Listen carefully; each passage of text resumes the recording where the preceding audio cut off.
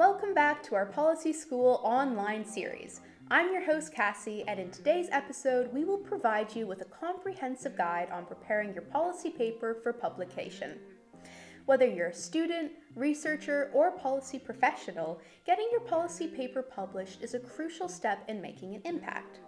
We'll explore where to publish your work and delve deeper into formatting and editing to ensure that it meets publication standards. Let's get started. Editing your paper is a crucial step in ensuring quality. So consider these editing tips. Carefully proofread your paper for grammatical errors, spelling mistakes, and typos. A well-polished paper is more likely to be accepted for publication if these steps are followed. Consider using professional proofreading services or enlisting colleagues to review your work. Ensure that your writing is clear and concise. Focus on maintaining coherence in your arguments. Check for proper transitions between sections so that your reader can follow your thought process easily. Consider having your paper peer-reviewed by colleagues or experts in your field.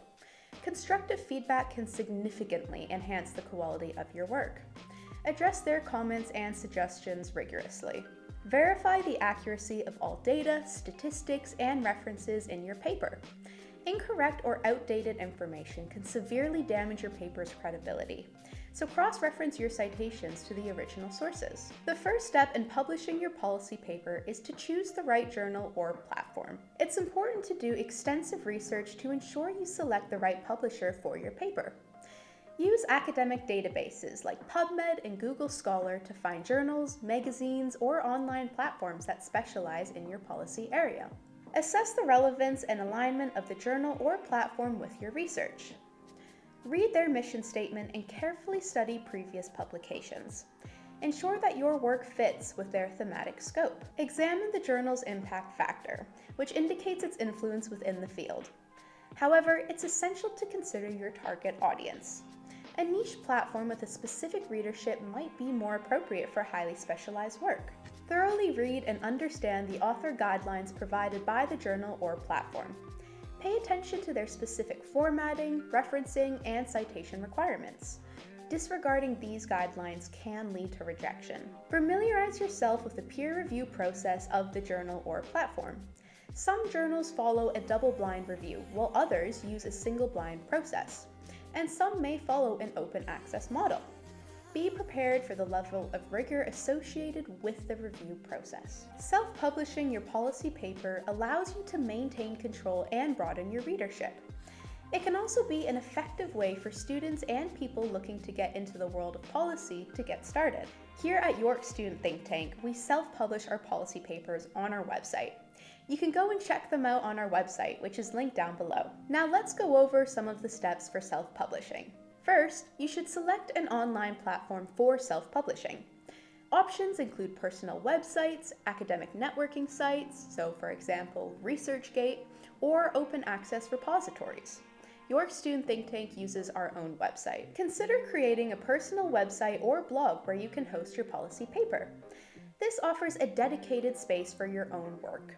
Platforms like WordPress, Wix, or Squarespace make this relatively easy. Many universities and research institutions have open access repositories where you can publish your policy paper. This ensures broad visibility and accessibility. For example, here at York Student Think Tank, we facilitate policy projects in which a group of students research and write their own policy paper that we then publish. Ensure your paper is properly formatted for online reading. Use a user-friendly font and style, and make sure it's mobile responsive for easy access on various devices. We'll talk more about this later. Be mindful of copyright. If you self-publish online, consider using Creative Commons licenses to define how others can use your work. Proper formatting is critical for publication. Formatting in the correct way allows for good comprehension, professionalism, credibility, and accessibility. Depending on who you are publishing with, you may have to follow guidelines or rules when formatting your paper. Arguably, above all, formatting your paper in a way that is visually appealing is essential.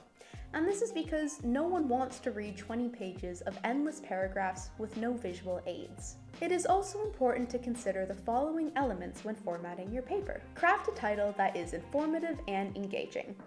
It should provide readers with an immediate understanding of your paper's focus. And your executive summary should be concise and should provide a clear summary of your paper's main points. Follow the preferred structure of your chosen journal or platform. Common sections include the introduction, literature review, methodology, findings, discussion, and conclusion.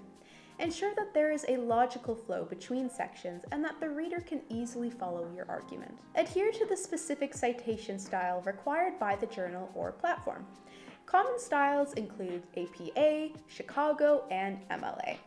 Ensure that in-text citations and the reference list are consistent and accurately formatted. If your policy paper includes figures, tables, or illustrations, format them according to the guidelines provided by the journal or platform.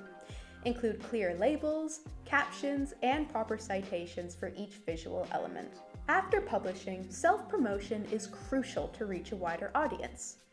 Here's how to effectively promote your policy paper online. Share your paper on social media platforms such as Twitter, LinkedIn, or academic networks like ResearchGate.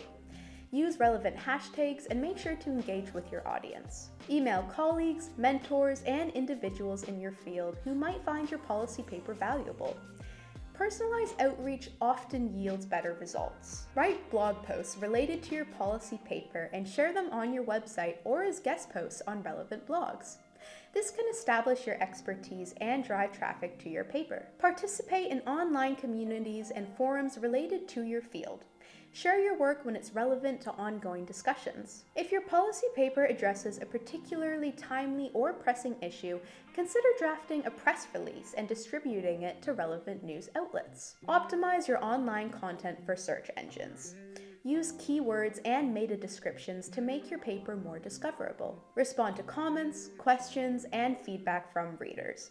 Engaging with your audience can foster a sense of community and encourage discussion around your paper. Preparing your policy paper for publication is a meticulous process that demands careful consideration and attention to detail. By taking the time to select the right journal or platform, following formatting guidelines, and thoroughly editing your work, you can significantly increase your chances of having your policy paper published and making a valuable contribution to your field. Thank you for watching, and make sure you like this video and subscribe for more. Join us next time where we will look at different careers in the world of policy.